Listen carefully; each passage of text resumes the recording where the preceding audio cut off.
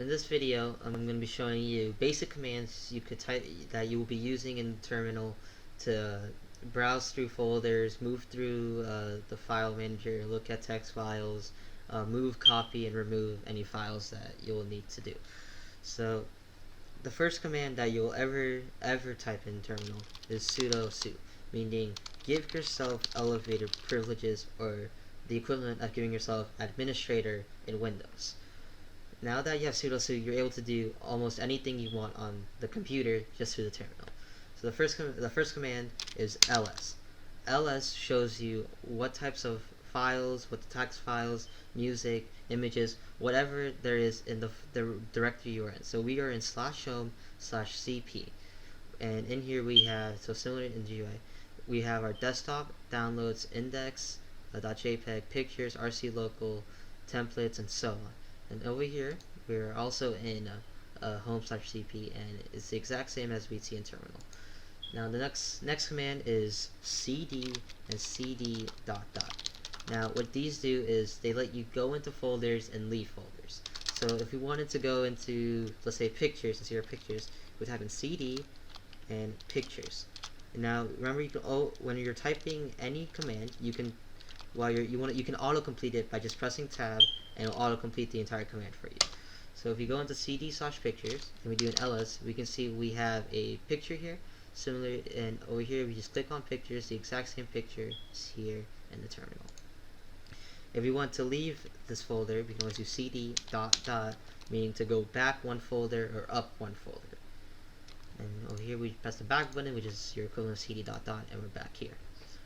Now the next command is cat.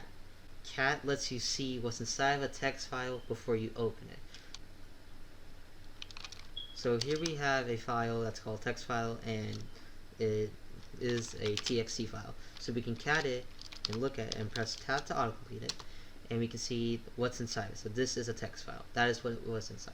Now the next command is pico. So if we want to edit the text file, we can do pico text file, and we can edit the file however you want. This is a text file below. Okay, and we can exit it, save. If we wanted to do it in GUI, we would have to open it, open the text file, add what we wanted, and click save up here. So there we go. And if we cat it now, we can see what we just added, the two hellos, is in the same is what it just showed us. Now the next command is to make a directory or make a folder that you can go into, move things into. So the way we do that is mk make dir directory, and then the name of the folder that we want to call. So we'll call it test, and we can see in the GUI it just made a test folder that we can cd into, just like in the GUI, go into it, cd out of it, and it's just like a normal folder. You can all see that it's a blue text, meaning we can just see it and say it's a directory. Now let's say we went to test and we get lost, like we don't know where we are in the file tree. We can type in pwd, which stands for present working directory, and it'll tell us exactly where we are. It's the /home/cp/test. So the next command we'll be using is to move files from, let's say, a folder to a folder. So the way we do that is mv, the name of the file we want to move. So let's say we want to move text file, and then we put the destination, which would be test, the folder test. Now it's gone from the GUI. If you do an ls, it's also gone from here. Now if we go into the test folder and we do an ls, we can see the test file is right here. Now let's say we wanted to move it back up to the directory or somewhere else. So we would do mv text file and the path to the place we want to move. So the path we want to move is /home/cp, which is the directory of our user. So we press enter, it goes back, we do a cd ... to get out. It's also right there, text file.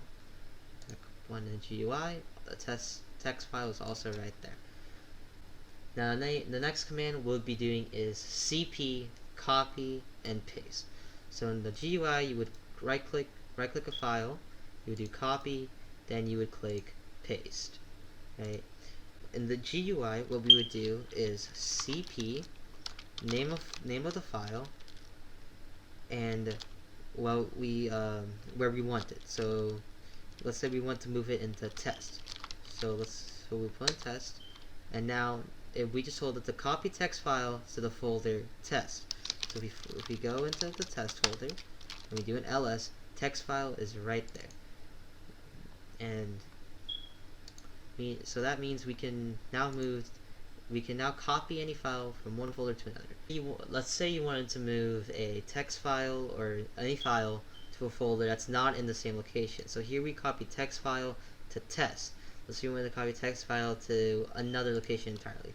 We would do cp text file, and we would do then the path to the folder, right? And then we would press enter, and it would move that text file to the location you told it to move. So the next command we'll be learning is rm. Now rm is to remove files, delete files, and delete folders. So let's do an ls.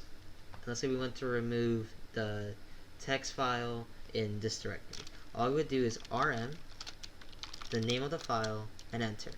Now that it's gone, we can do an ls again, and now we have just text file copy and not the two text files.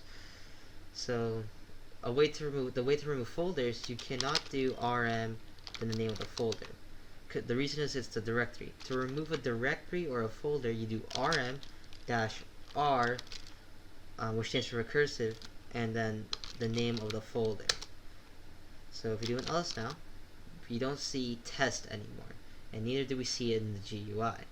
So that's how you remove folders and files, and they don't go into the recycling bin. So it's a 100% delete. You won't see it again.